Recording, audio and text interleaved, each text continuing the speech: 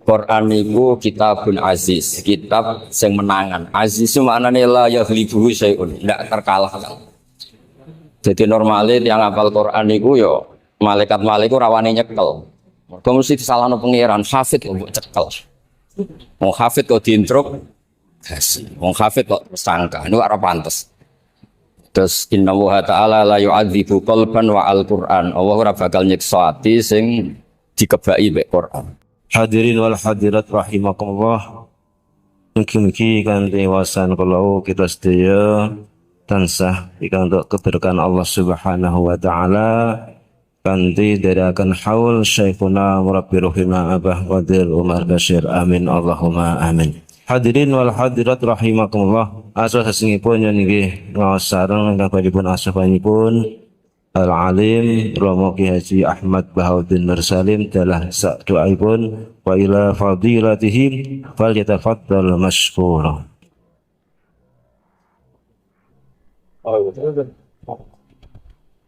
Assalamualaikum warahmatullahi wabarakatuh. Nahmaduka ya ghafur ya syakur wa salli wa sallim wa barik ala sayyidina wa lana Muhammadin wa ala alihi wa sahbihi asma'in amma ba'du.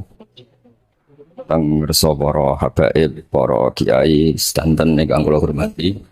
Teng mriki wonten Kiai Kamil, wonten Bisa Abdul Basit, Yasin sedanten ingkang kula hormati. Alhamdulillah niki mepet ngasar nggih, kersane cepet. Kula niku kados didhawuhna Gus Yasin. Kula niku terkenal diundang wong mboten seneng, mun terkenal. Barokah mboten seneng niku nek nekani ku ganjaran. Mergo khuffatil jannah bil makarih. Anak diundang seneng itu terus kayak profesi. Jadi kadang ya apa seneng. Orang seneng tapi nak kita manfaat ya dilakoni. Kalau namun badhe cerita tentang Quran. Ini cerita serius tapi untungno sing radi bulet-bulet nih. Quran itu kitabun aziz, kitab sing menangan. Aziz itu maknane la yaghlibuhu syai'un, ndak terkalahkan. Jadi normalnya yang hafal Quran itu yo malaikat-malaikat rawane nyekel. Mergo mesti disalahno pangeran, hafid kok mbok cekel. Wong hafid kok diintruk, wong hafid kok tersangka. Niku ora pantes. Terus inna wa ta'ala la yu'adzibu qalban wa al-Qur'an. Allah ora bakal nyiksa ati sing dikebaki mek Quran. Mulane niki cerita niki kula ulang-ulang teng tafsir Ibnu Katsir diterangaken wonten tiyang niku apal surat Tabarok. Tapi teng donya bulete mboten karuan.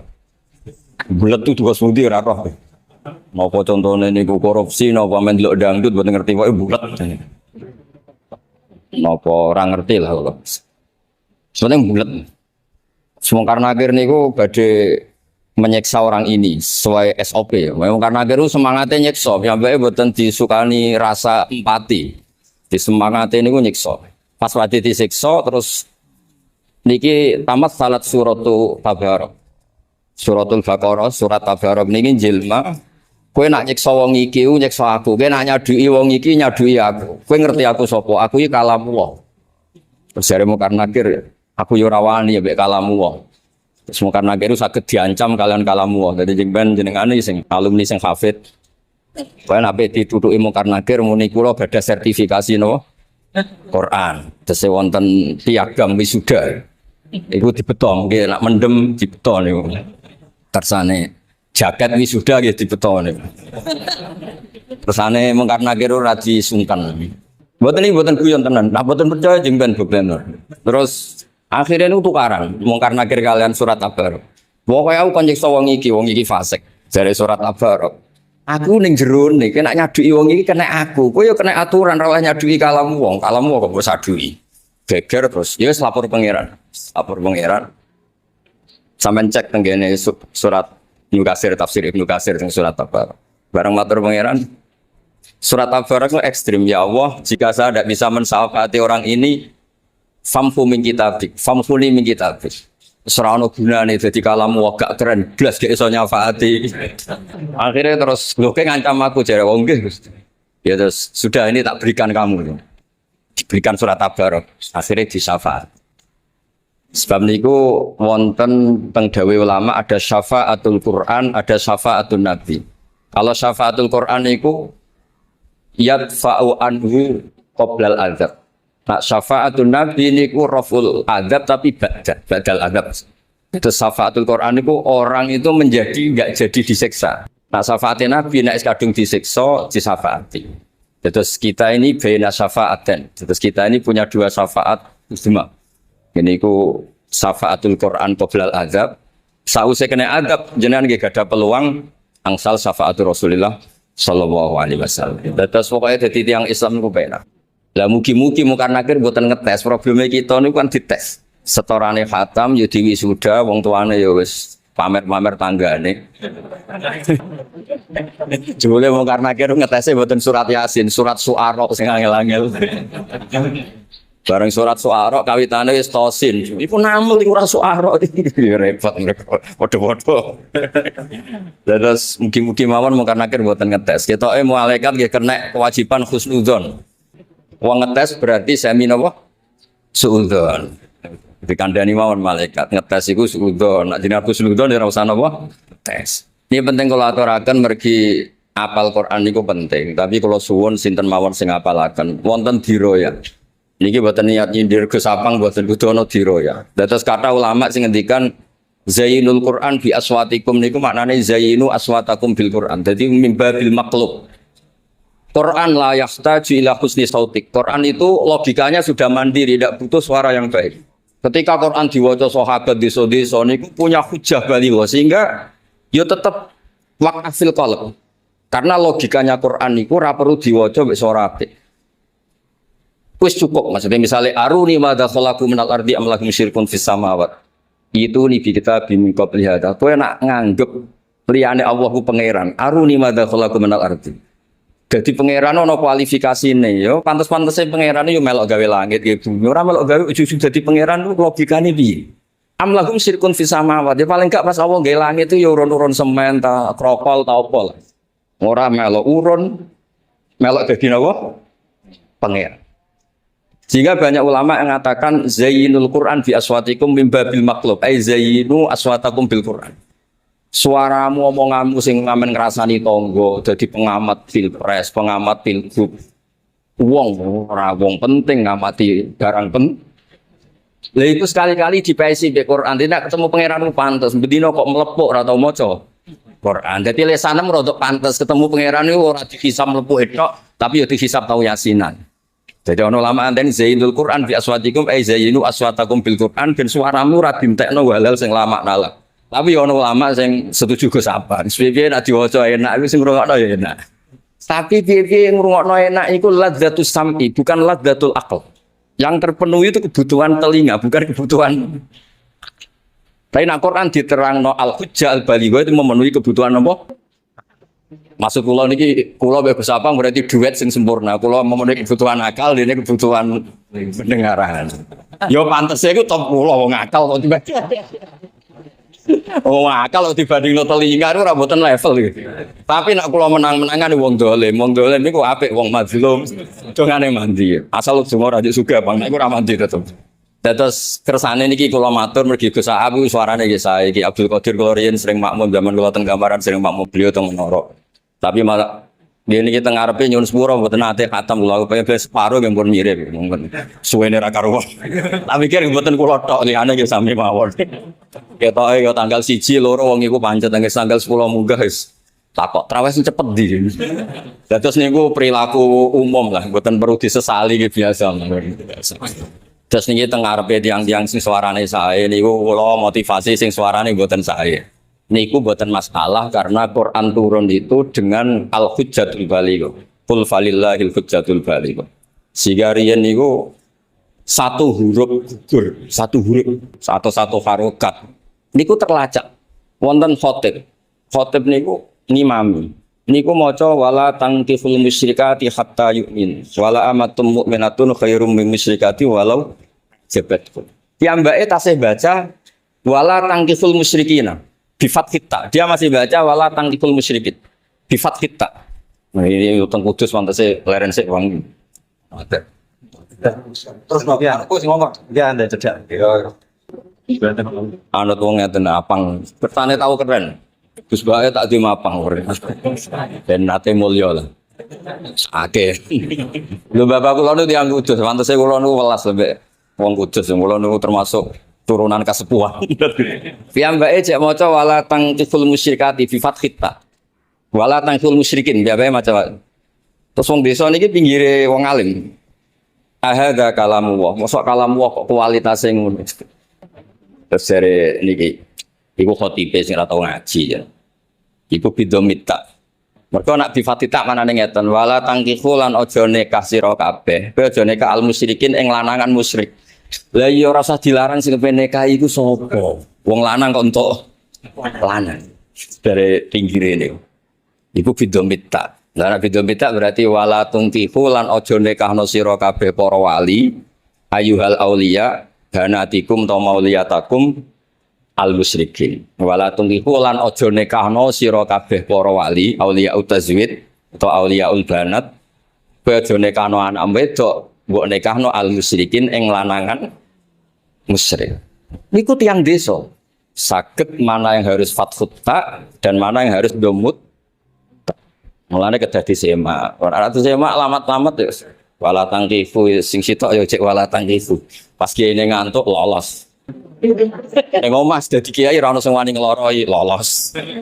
Terus nah niku tugase niki Kemenaker Mazhar Kasin tukang ngecek, tapi ngeceke profesi mbak mboten niat ibadah.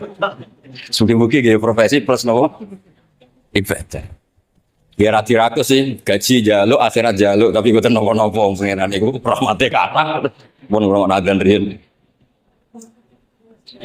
Nggih kula terusaken nggih niki kersane sing suarane kepenak nggih seneng mergi nyenengno wong akeh. Sing suarane ra kepenak nggih seneng. Kula terusno. Dados tiyang desa niku terus dingertekno kalian tiyang alim pinggire niku bidomita. Bidomita berarti pertama wala tangkiku lan aja nikah sira kabeh ayyuhal mukminun al musyrikati ing pira-pira wadon musyrikah. Di kita sebagai lelaki muslim tidak boleh menikahi perempuan musyrikah. Kemudian wala tungkihu lan aja nikahno sira kabeh para wali ing anak-anak wedok sira kabeh mbok nikahno al musyrikin ing lanangan musyrik. Tapi kalau dibaca wala tangkihu maknanya kowe wong lanang aja nikahi wong lanang musyrik. Jadi wong desa iku lha sing ora usah dilarang sing ape nikah iku sapa? Lha iku mok perkara dhammutta ambek fathut niku pun gegere ngoten. Lan kula suwun nak setore sing tahqiq. Carane tahqiq niku sepundi? Ada diroya. Ki cocok ra cocok iku kudu ana diroya. Diroya itu kajian.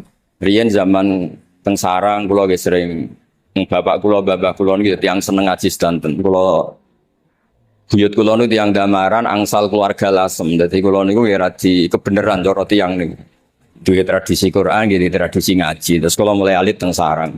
Diroyah itu penting. Diroyah ini ngeten. Misalnya kalau jenengan yakin dawuh Rasulullah sallallahu alaihi wasallam, misalnya layat khula ahadukum al jannata bi amalikum. Qalu wala anta ya Rasulullah, qal wala ana illa ayatahum madani Allah bi rahmati.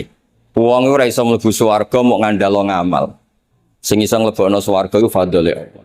Mulane kata kiai sing tenang-tenang kados kula wis ora pati ibadah akeh wong swarga iku fadhole Gusti Allah. Itu bisa dikaji dengan diroyah. Diceritakan misalnya wonten tiyang ibadah sampai ratusan tahun, umurnya orang dulu itu lama-lama sekali, dan dia tidak pernah maksiat sama sekali. Ketika masuk surga ditanya sama Allah, kenapa kamu masuk surga? Karena saya tidak pernah maksiat, saya selalu ibadah. Lalu ibadah kamu berapa tahun? Misalnya dulu orang 500 tahun ya Allah. Ya sudah kamu di surga 500 tahun. Loh katanya surga selamanya Gusti. Loh jari ini mergo ngamalmu 500 tahun ya surganya 500 tahun. Wong sebab ngamalmu terbatas, swargane terbatas. Boten Gusti, mergo fadhole jenengan gak kadung kecewa gitu. Sing ora terbatas iku fadholku rahmatku. Nang ngamalmu terbatas. Lah niku terus dadi ngerti. Hadise sahih, terus kowe ngerti logikane. Kalau kita masuk surga bil amal, apa meneh sampean? Senin taat, Selasa maksiat, berarti Senin swarga, Selasa neraka. Terus mergo berdasar amal, no? Berdasar no? Bareng ngaji ning menara nangis eling pangeran ning dalan Rongayu jelalatan. Bapak swarga setengah jam sesuai jam ngaji. Dakone ning neraka 2 jam mau ndeloke 2 jam. Bariku istighfar lebokno swarga meneh. Kalau itu semuanya berdasar napa? Amal, perilaku. Tapi karena swarga fadhole pangeran dan fadhole pangeran mboten terbatas, swarga yo khalidina fi. Lha iku jenenge diroyah, napa? Diroyah. Ada riwayat yang kita menjadi nyaman karena itu diroyah. Misalnya sedekah nggih sami. Sedekah itu enak, sedekah itu nyaman. Oke, Nabi ngendikan gitu. Dan Nabi ngendikan wahal laka malika illa ma akalta fa'afnaita walabista fa'ablaita wa tasaddaqta fa'abqaita. Sanggepe apalane ngono, sampean ora percaya ya delok ning kitab. Ben ngerti, apalane Gus Bayu tenan ta ora. Ya ketoke tenan. Kowe goleki ya ora ngarah ketemu kitabe. Cara ketemu malah sampean kagum nek kula apalan tenan. Nek kowe hasud golek kitab senang kembar wae. Ya terserah niku selera lah, urusan selera. Hasud biasa ae manjen kompetisi napa. Hasud sing elek ra terus gremeng terus macam-macam. Tapi nek hasud di mana kompetisi ini napa? Sae. Mergo wonten dawuh Nabi la hasada illa fis naten. Jadi hasud itu yo ana sing sae. Di makna al-ghabthah nek cara kitab-kitab. Kalau terusaken. Terus setelah diroyah, misalnya ngeten, kalau gak ada harta 1 juta, nah tak pangan berarti nggih pun itu jatah makanan saya, tak pakai baju mewah itu jatah baju saya. Tapi ketika saya sedekahkan itu ditulis sebagai deposit saya di akhirat. Justru yang kamu berikan ke orang lain itu yang abadi karena tidak kamu pakai itu dicatat Allah. Berarti wata sedekah fa'abqaita. Kamu sedekahkan kemudian itu yang abadi. Sebab itu Said Ali Zainal Abidin ketika ada pengemis dikasih uang dan beliau senang sekali. Itu kalau nyambut marhaban biman hamala zadi ilal akhirah. Matur nuwun samu tu mbok gawa ning akhir. Ya tapi nak sampean tidak pakai diroya, ya nganggep ngoten niku ngabri-ngabri ganggu. Terus orang itu harus ada diroya. Dan itu menjadi al-hujjatul balighah, jadi logika yang permanen yang absolut. Makanya banyak ulama kata Imam Razi ngendikan wong kudu egois, baru kayak egois kowe ikhlas. Misalnya ngaten, man amila sholihan fali nafsi. Kalau mulang teng mriki niku mboten penting, semen paham ta ora penting. Sing penting Allah ngutus wong alim iku wajib mulang, nek ora dosa mergo kitmanul ilmi. Dadi kula mulang ngilangi dosaku dhewe ora penting, sampean ora penting. Lah nek ngono kan kula ikhlas. Ora sampean turu ya tenang, ora sampean jagongan dhewe ya tenang, ora sampean ra paham ya tenang. Wong kula urus-urusanku dhewe. Sedekah nggih ngoten, misalnya sampean ngekeki tiyang 100.000 utawa 1 juta. Terus tiyangnya mboten baik ke Anda. Gak perlu sampean ngundat-ngundat. Aku ngamal mbek pangeran ditulis wong ahli sedekah untuk ridane, gak penting wong iki penting makhluk gaib iki ora penting. Bariku cek grembang cek ora ikhlas gak penting. Sehingga Allah itu kadang motivasi kita niku egois, tapi egois yang baik. Mana amila sholihan. Mesti kowe nak ngamal apik iku sing untung kowe kok geger mbek wong liya kula opo? Misalnya kula mulang, kula nu teng narukan nggih mulang, teng putih-putih mulang. Mboten ate kula tangkel. Wong niku seneng aku ta ora, paham ta ora penting. Kula diurusan dhewe, ngene iku ngilangi dosa kitmanul ilmu. Sampeyan nggih ngoten ngaji, sampeyan diurusan dhewe. Wong bodho aja golek ilmu iku ibadah. Wis kiaimu ra seneng kowe ya Allah, padha ra senenge ya Allah, pokoke seru-seruan ngoten. Ya cuma lucu wae kiai ora seneng. Santri ora seneng, ya mau lucu wae. Tapi Allah niku pirsa, watak manusa niku susah kalau berpikir untuk menguntungkan orang lain. Kira usah sok-sokan ikhlas. Allah jelas ngendikan wa uhdiratil anfusus syuh. Jiwa manusia itu pasti kikir. Berat kalau menguntungkan orang lain. Nah, misalnya ana wong lomo mbek pacare ora krana lomo mbek pacare, dekne dhewe ku nuruti senenge ora kok. Jajal nak telu tenan mbek cah elek merongos nak gelem. Mboten kan? Kok sampean seneng kiai kadang nuruti seleramu. Kenapa seneng Gus Bak? Gus Bak iku ngajine gampang, supaya kabeh swarga ora ono neraka. Iki karepmu dhewe. Dadi jarang orang yang demi orang lain itu jarang. Ana wong ziarah Wali Songo, gayane seneng Wali Songo, iku hajate terdaftar kuatah. Terus Wali Songo dilibatno. Paham wis. Maksudnya duwe hajat kathah, dekne sadar nak dongane ora aman. Terus ngelibatno Wali Songo. Lah terus dia ngomel-ngomel, mbah tak parani tenan-tenan kok gak mati, kowe ku sing ngel-ngelo aku kok malah enggak. Tapi nggih sae di Momoro Gunung Kawi ya paham nggih. Tapi umpama ora diurusan, nggih boten. Sampeyan duwe akeh kare lagi apik. Kita yo lali wali, aku yakin nggih. Terus Quran niku kadang niku unik. Malane kata imam-imam sing ahli filsafat kados Imam Razi. Niku nak nganalisis Quran niku egois itu ya dituruti Quran kados mau man amila sholihan fa innas. Kaya kowe apik mbek bojo. Sajane ora pati saya. Cuma kowe iku sadar iki nek rata api minggat. Wah aku terus sampai sopo. Jadi yang mikir awakmu dhewe buktine ngene sekali untuk alternatif yang lebih baik. Kadang yo ora karu-karuan. Terus niki cerita mawon terus sampean supaya ngerti Quran niku turun niku dengan as-sultan. Sultan niku ada kuwatul qahri. Mulane ketika Allah Ta'ala niku kalau kamu punya argumentasi, Allah sering nyindir apa kowe di sultan. Sultan itu logika yang enggak terbantahkan sampai yakharul akal, bisa memaksa akal. Mulane di antara istilah istilah Quran mengganti kata akal iku ma nazzalallahu biha min sultan. Kadang ana ayat ma anzalallahu biha min sultan. Logika yang dibangun orang-orang kafir itu tidak punya kekuatan hukum. Orang Quran bahasakan min sultan. Karena sultan itu punya kuwatul qahri, bisa memaksa. Misalnya ngeten. Kalau beri contoh yang gampang-gampang. Ketika Namrud dituhankan, Fir'aun dituhankan. Niku Nabi Musa itu radi cara debat ngangge gigi yang belum ngopo. Cara wong Jawa itu ora sekak mati. Wong Fir'aun takok, "Wa ma rabbul alamin?" Jawabe Musa, "Ya rabbul samawati wal ardi." Kadang ngendikan rabbul masyriqi wal maghrib. Pangeranmu sapa sa Musa? Sing mengerani langit mbek bumi. Jare Fir'aun enteng. Aku mlaku sak Mesir tau tak nggo dolanan. Ma'alim tulakum min ilahin ghairi. Asaraku pangeran ya apun. Soal kemungkinan pangeran ning langit terus zaman diundang. Ya hamanu nili sarhal ali abnul asbab samawati fa'attali ila ilahi Musa. Haman, aku gawekno piramida sing dhuwur, tak ndelok pangerane Musa. Dua logika iki ngrugekno Musa kabeh. Mergo ning bumi roe Firaun ndekne pangeran, ning langit nak ndekne nginceng ya kira-kira ora ro pangeran. Wong wali ora ro pangeran mbok meneh trimo Firaun. Akhirnya Nabi Musa mikir, waduh kok repot. Akhirnya gawe logika sing Firaun ora iso bantah. Rabbukum wa rabbu abaikumul awwalin. Pangeranku sing mengerani buyut-buyutmu. Terus akhirnya wong sing ning pinggire Firaun kabeh iya. Nah Firaun pangeran berarti buyute ra di pangeran. Lah pangerane lahir wingi ana KTP-ne ana taune lahir. Lha iku jenenge as-sultan napa? Bareng meneh rabbukum wa rabbu abaikumul awwalin. Entek Firaun. Sing darani pangeran sing mengerani mbah-mbahmu dhisik.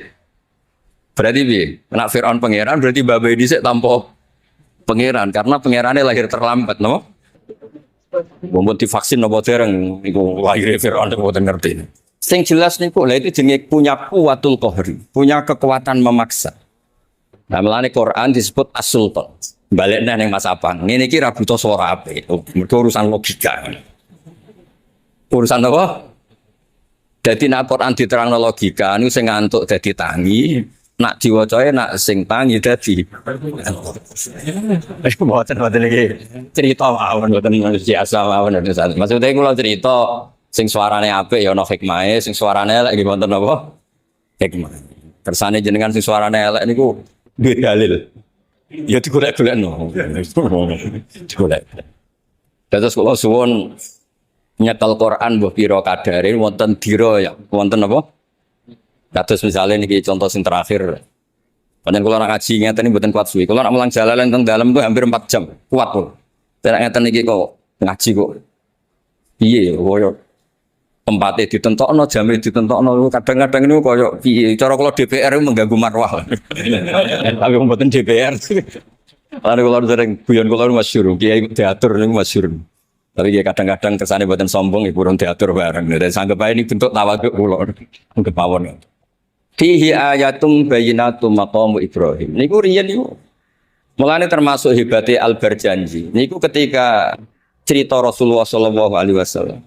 Niku di antara pertama yang diceritakno niku wa ba'du fa'aqul huwa Muhammad bin Abdullah bin Abdul Muthalib sampai wa adnanu bila raib bin inda dzawil ulumin nasabiyah ila dzabihi Ismail nisbatuhu Ramadan.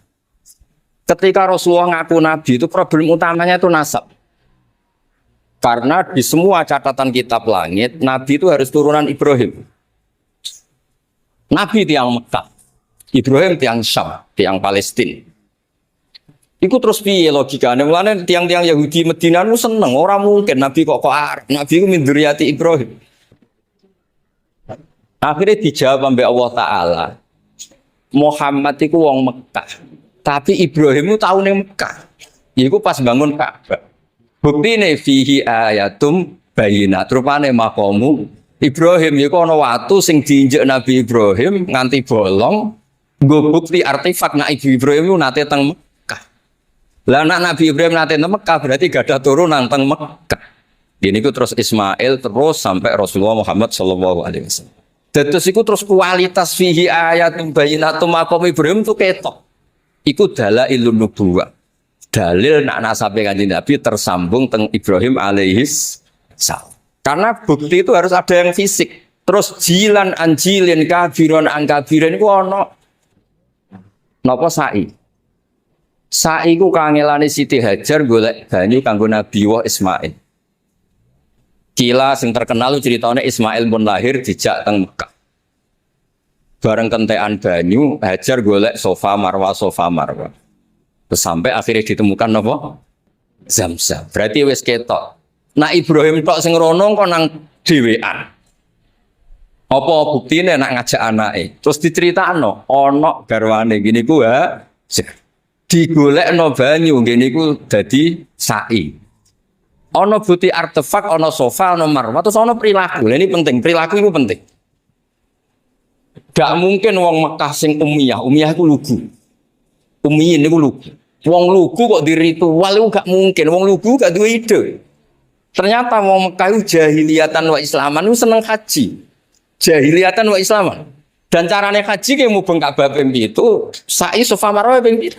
Angger ditakoki ya muni mergo Siti Hajar.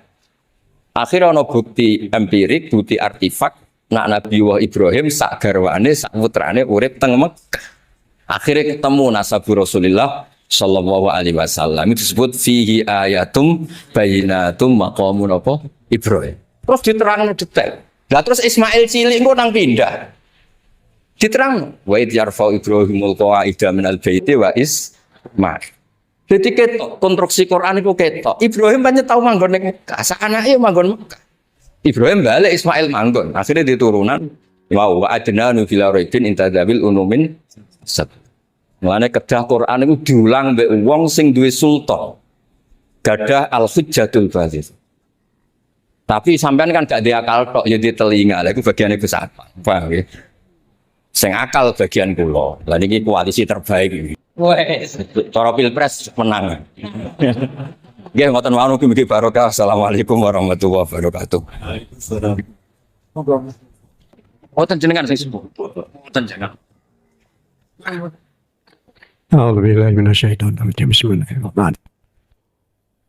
Liran thayyiban barakan fi ala kulli an. Abdaya fi ni'ma wa yukafi masjidah. Ya Rabbana lakal hamdu yang bagi jalalika wa jika antum sultanik. Subhanaka la nuhsi sana'an 'alaika anta ma'atna tanabik. Allahumma shalli ala sayyidina Muhammadin al-habibil mahbub. Syafil ilal farijil qurub wa nasab wa salim. Allahumma ighfir lana wa liwalidina wa limasyayikhina wa limasyayikh masyayikhina. Syairil muslimin wal muslimat wal mu'minin wal mu'minat. Rabbana zalamna anfusana wa illam taghfir lana wa tarhamna kunanna minal khasirin. Allahumma ya Allah inna nas'aluka ridhoka wal jannata wa na'udzubika min syarrin nar. Allahumma inna nas'aluka min khairi ma sa'alaka min abduka wa nabiyyuka Muhammadin sallallahu alaihi wasallam wa na'udzubika min syarri ma sa'alaka min wa abduka wa nabiyyuka Muhammadin sallallahu alaihi wasallam. Allahumma ya Allah la tada' lana min maqamina hadza zamban ila ghafarta wa aiban ila satarta laman ila farajta wa dainan ila qadaita wa la hajatan min hawaijid dunya wa la akhir illa qadaitaha wa yassartaha wala maridun illa syafita wala tiflan illa rabbaita wa aslata bi rahmatika ya arhamar rahimin. Allahumma barik lana fi asadina, barik lana fi a'marina, barik lana fi auladina, barik lana fi arzaqina ya Allah ya rabbal alamin. Allahumma rabbana atina fid dunya hasanatan wa fil akhirati hasanatan wa qina adzabannar. Sallallahu ala sayyidina maulana Muhammadin wa alihi wasallam walhamdulillahi rabbil alamin. Nabi Sofa al-Fatihah.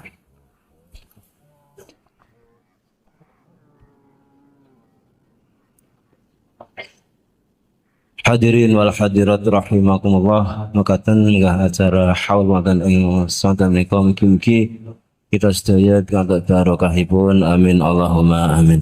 Monggo majelis kita akhiri kanthi tasbih selawat. Subhana rabbika rabbil izzati amma yasifun wa salamun alal mursalin walhamdulillahi rabbil alamin. Allahumma shalli ala sayyidina Muhammad. Ini terakhir Gus Bah, ya Allah.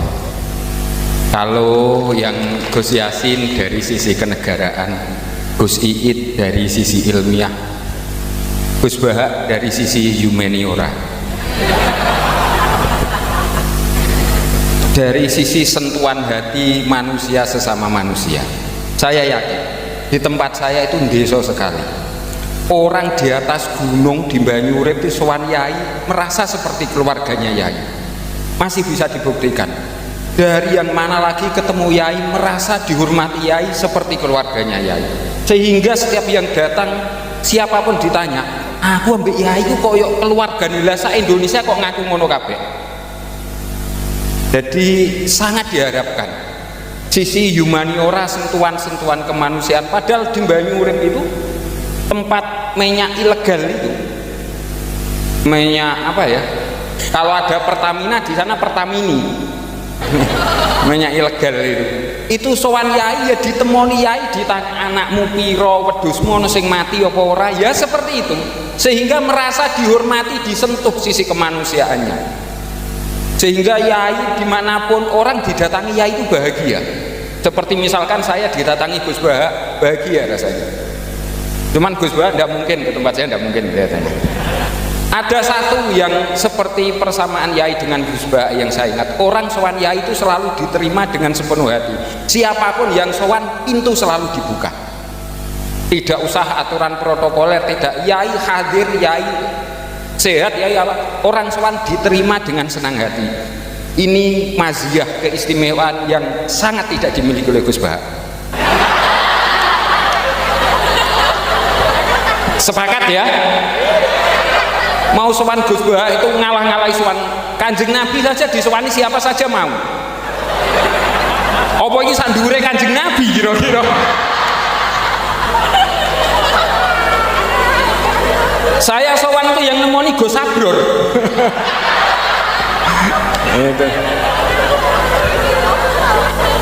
Wah, nanti kalau saya kepanjangan malah saya yang ngomong ini, tidak pantas saya. Monggo Gus, sisi humaniora Yai, orang selalu mengharapkan kehadiran Yai sebagaimana mengharapkan kehadiran beliau. Kita menghadirkan Yai di hati kita, kita menghadirkan Gus Bah di HP kita. Itu. Monggo Gus.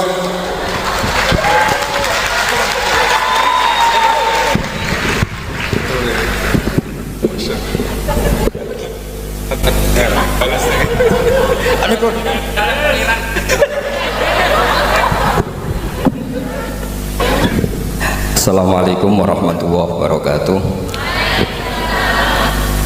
Bismillahirrahmanirrahim. Rabbi shrah li sadri wa yassir li amri wa hlul 'uqdatam min lisani. Allahumma shalli wa sallim ala habibika Mustafa Muhammadin wa ala alihi wa sahbihi ajmain. Amma ba'du. Yang sangat saya hormati, sangat kita hormati Kiai Haji Aufal Marom selaku Ketua Yayasan Al Anwar 3, pimpinan sekaligus pengasuh Anwar 3 Kiai Haji Abdul Ghafur, wonten Gus Iit, Mas Najib, dan yang saya hormati semua dosen, adik-adik yang saya cintai.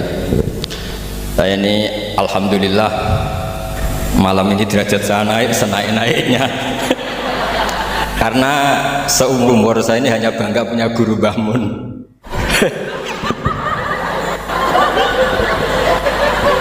Tapi malam ini punya guru baru.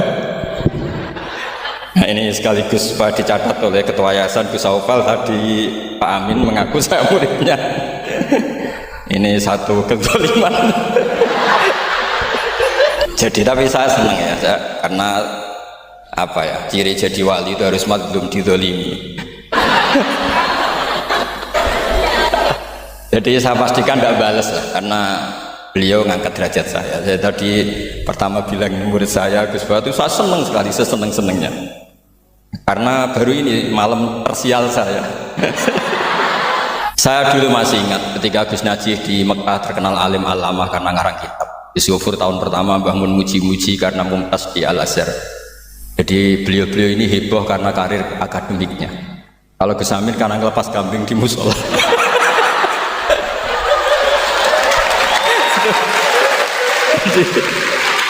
Jadi jameknya sama-sama bikin heboh. Jadi ya itu saja lah. Niru itu tidak bisa penuh ya, sudah niru hebohnya saja. Tadi karena Gus Aufal baru masuk, tadi Gus Aminoto bilang gini, Gus Aufal, dulu Mbah Mun sayang saya sampai dicatrikan istri. Apa Gus Zofur bisa nyarikan saya istri? Itu benar-benar kefasikan baru dalam. jadi kita rileks saja karena ini apa ya, guyon itu bagian dari ibadah kelas tinggi.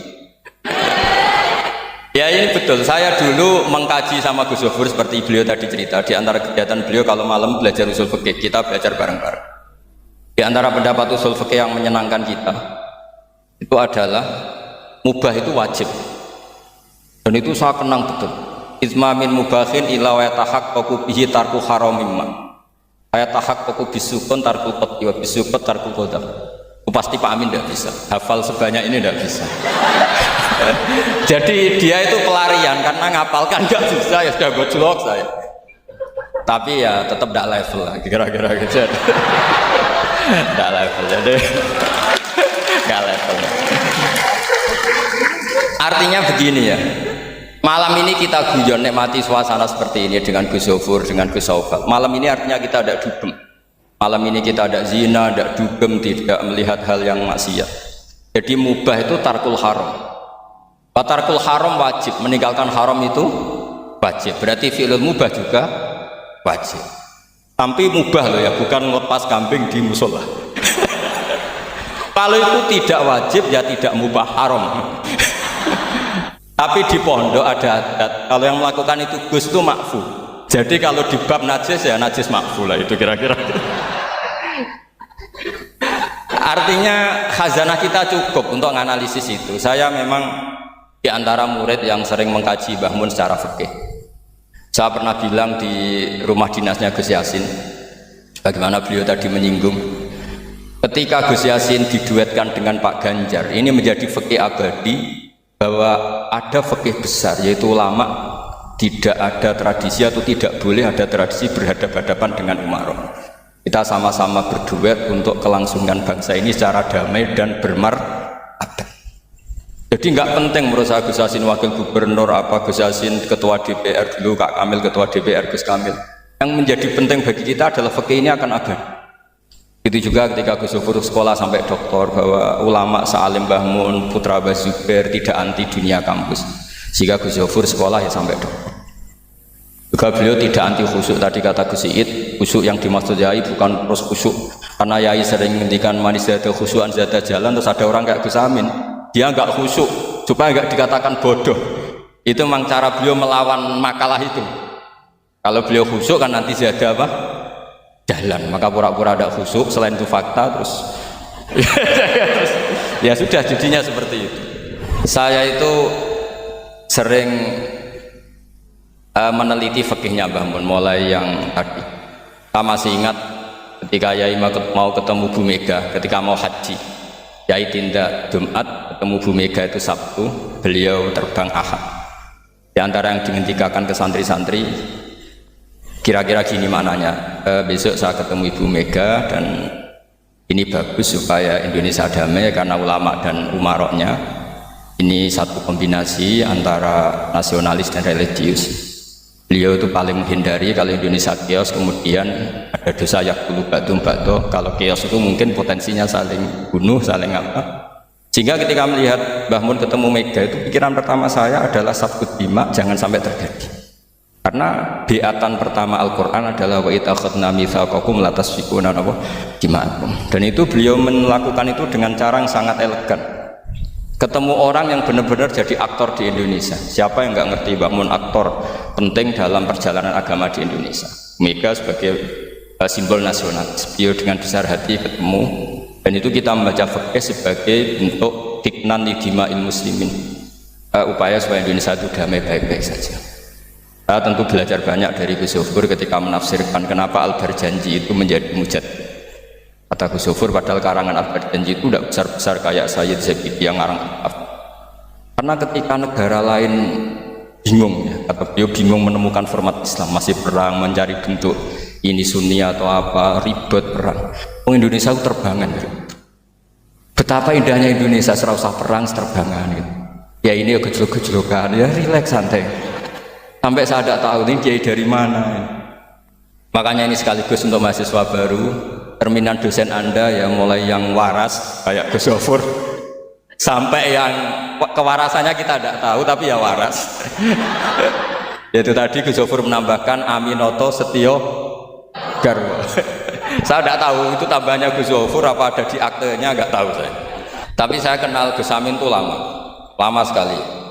Jadi saya tidak perlu cerita kalau beliau pernah ngaji saya karena nanti kasihan. Saya tidak perlu cerita itu karena saksinya lebih banyak beliau ngaji saya ketimbang saya ngaji beliau.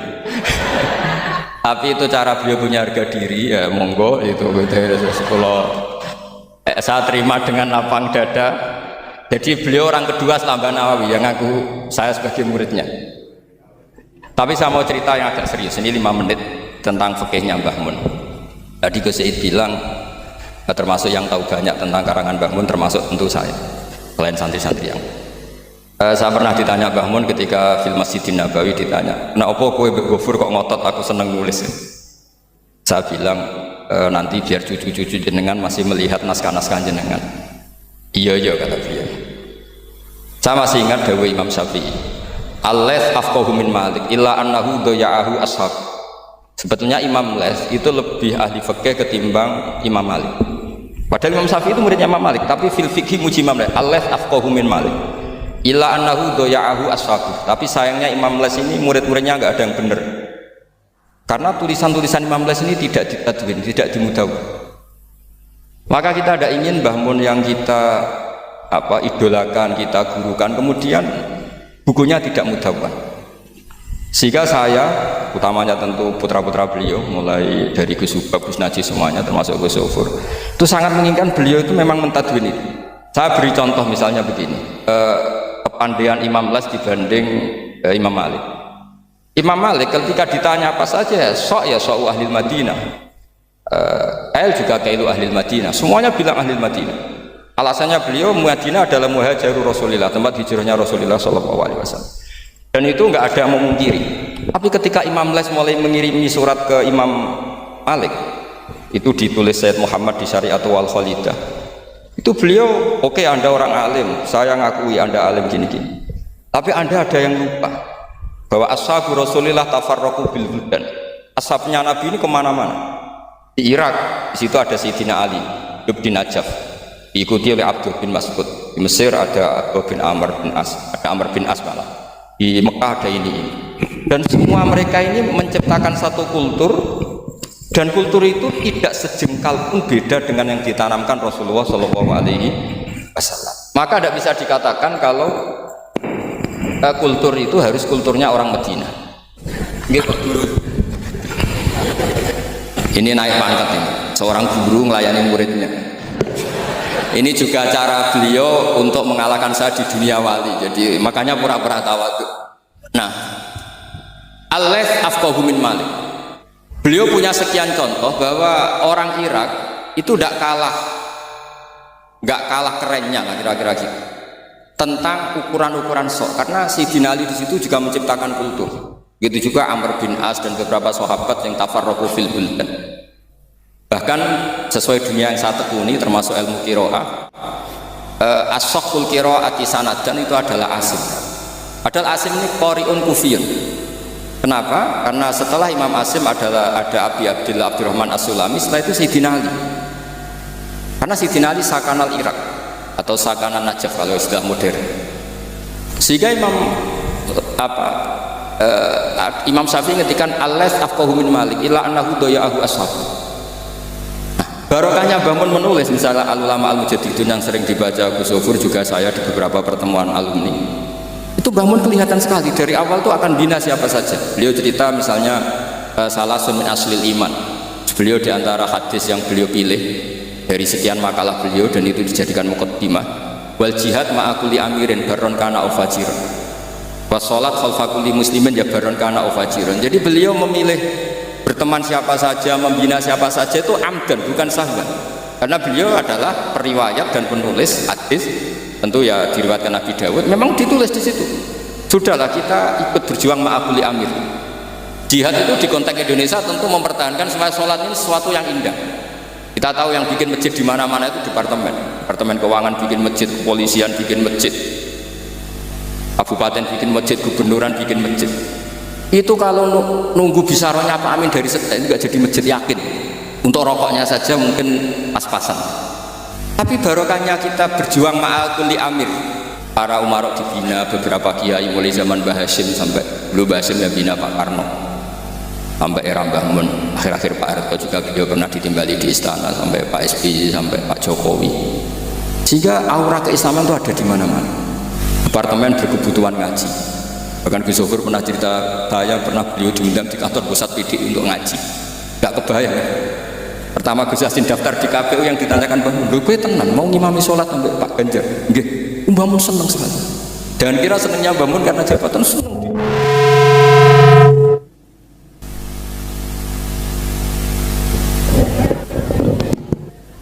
Jadi Mbah Mun ketika Gus Yassin cerita sholat tadi itu seneng sekali.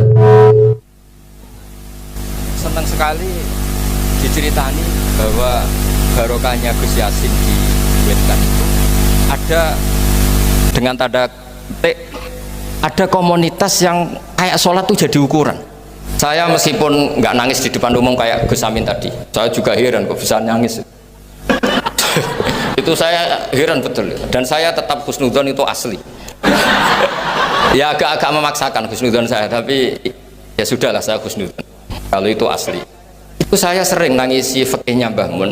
Di antaranya adalah saya pernah sejagongan sama Gus Hasib bin Wahab, termasuk pendiri NU Wahab. Saya cerita prestasi Mbah Hasyim, Gus Wahab, Bisri Sansuri, juga beberapa kiai Ahmad Siddiq, Wali Maksum, sampai cerita Mbah bahwa para kiai ini berhasil menciptakan satu entitas agama menjadi tolok ukur. Jadi barokahnya mereka berjuang secara tadrijan, secara gradualisme, secara proses. Sekarang itu calon bupati kok tidak sholat, itu tidak keren dan tidak dipilih. Gubernur kok terkenal nggak sholat itu pasti nggak dipilih. Artinya kiai ini berhasil, bahkan nilai-nilai politik pun harus bersama nilai-nilai apa? Agama. Pejabat kok ketahuan selingkuh itu habis. Artinya nilai-nilai yang menurut agama mungkar, satu hal yang buruk, itu juga buruk di perspektif politik Indonesia. Jadi kayak, dan itu tanpa bikin negara ini terus kayak jadi negara Islam. Kurang apanya coba ijtihad guru-guru kita yang luar biasa. Saya pikir sampai di sini aja, nanti moderator biar balas saya supaya saya lebih madlum lagi. Semakin madlum semakin derajat saya akan naik. Dan monggo Gus Amin kalau mau memadlumi saya persilahkan, karena saya ini kan apa ya, sudah terlalu kuat lah, kayaknya agak ngefek. Tapi nggih monggo lah, kalau artinya ini sekali-kali saya ngomong serius. Jadi dulu nyuwun sewu, kita pengajian saja harus lapor, harus izin, bahkan ada istilah SIM, surat izin apa mubalek ya dulu. Namanya juga SIM. Ini abahnya Pak Rafiq itu ya temannya bapak saya. Masuk teman bodoni. Ini masyhur ini. Ibunya Pak Rafiq ini nggak pernah masak enak, kecuali ada tamu. Akhirnya kerjasama sama bapak sama Mbah Mun, kalau Jumat pagi disuruh ke situ. Terus Mbah Musa ini abahnya ini, Bu, engko apa ono Kiai Nur Salim ono bangun masak iya terus masak enak terus bapaknya ikut makan enak itu. jadi Kiai dulu itu seni sampai kepen mangan enak itu harus bodoni istri. Dan itu semoga bodoni yang wajib. Karena apa ya? Seneng itu wajib akhirnya.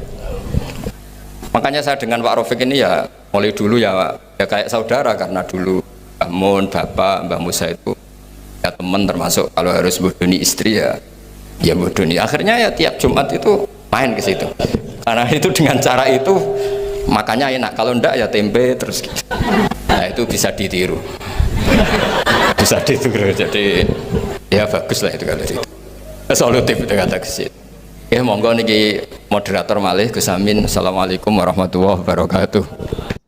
Oke teman-teman, jadi itulah reaction ngaji kita bersama dengan Kiai Haji Bahauddin Nur Salim atau Gus Baha, yang mana kali ini Gus Baha ngaji bersama dengan Gus Apang dan juga Gus Taj Yasin di Menara Kudus. Dan ini beberapa yang disampaikan oleh Gus Baha.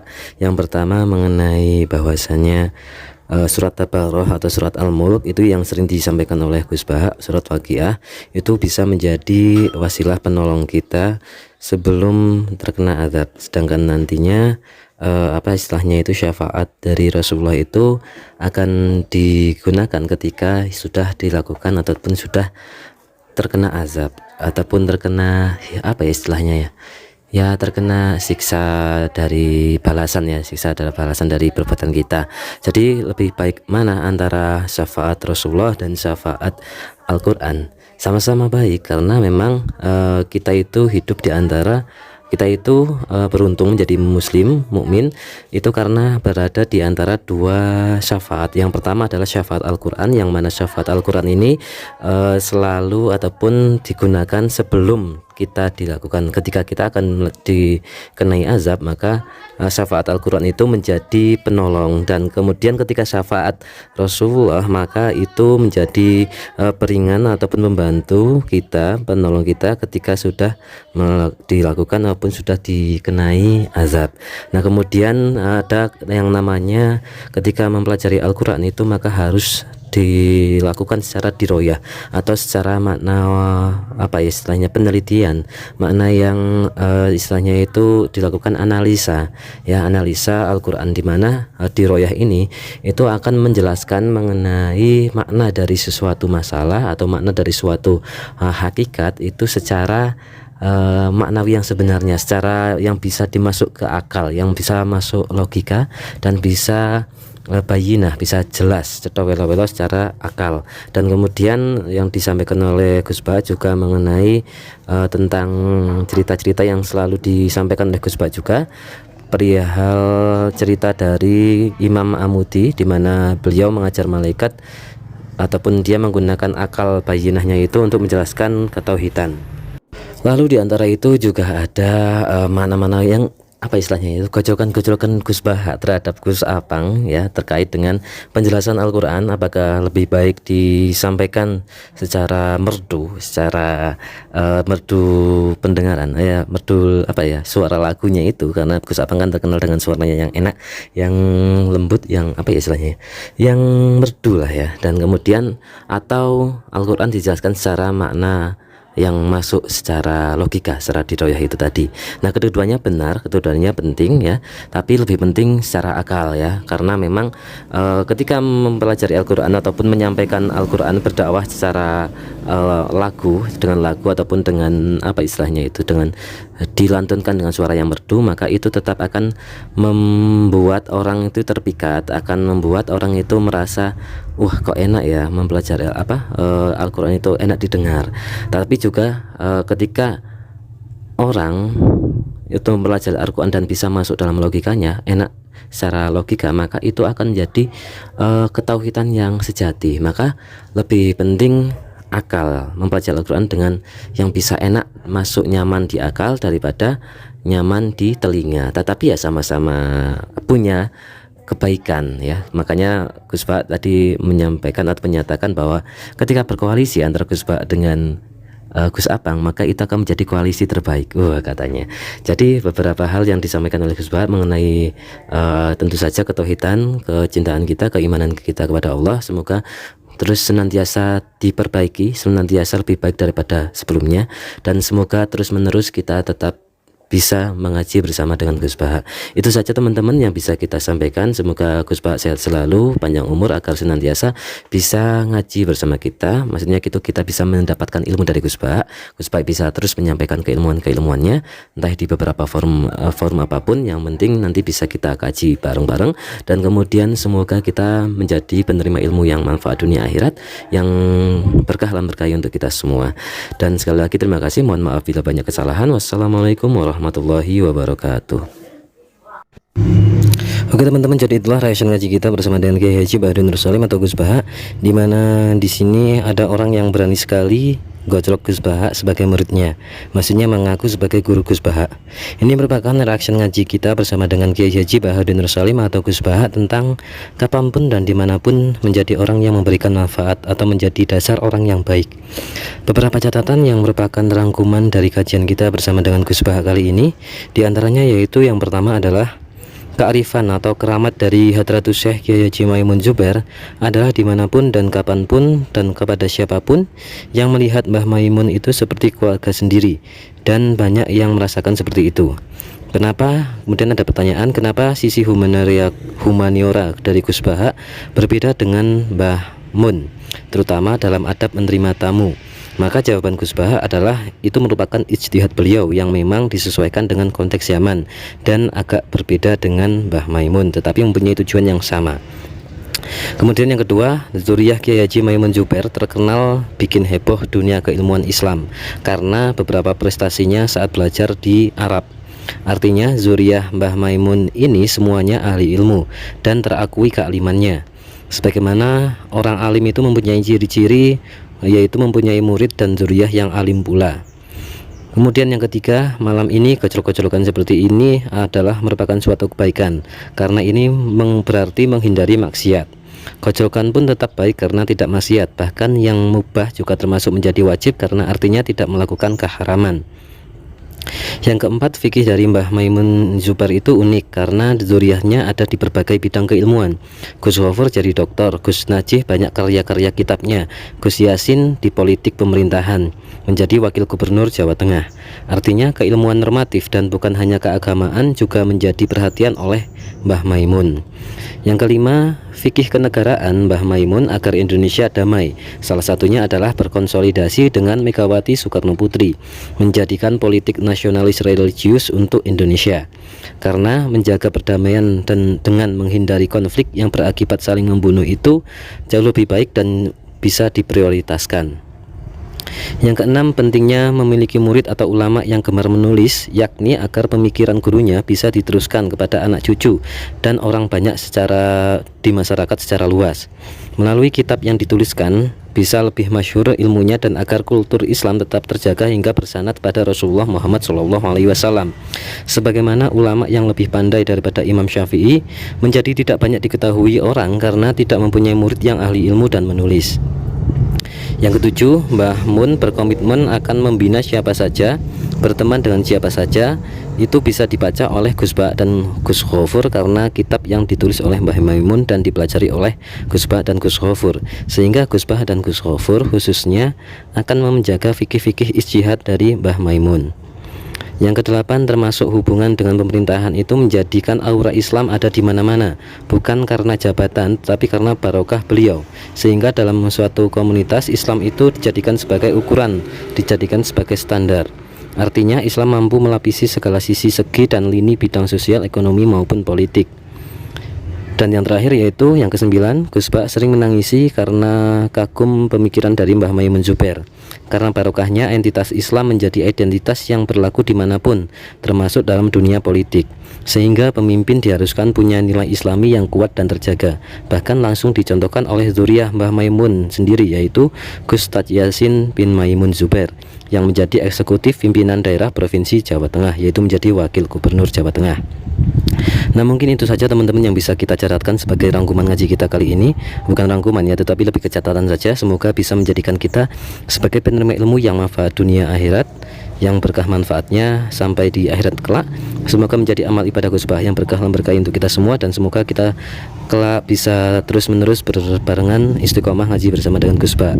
Semoga Gus Bah sehat selalu, dan semoga Gus Bah bisa terus menerus ngaji bersama kita. Sekali lagi terima kasih teman-teman. Wassalamualaikum warahmatullahi wabarakatuh.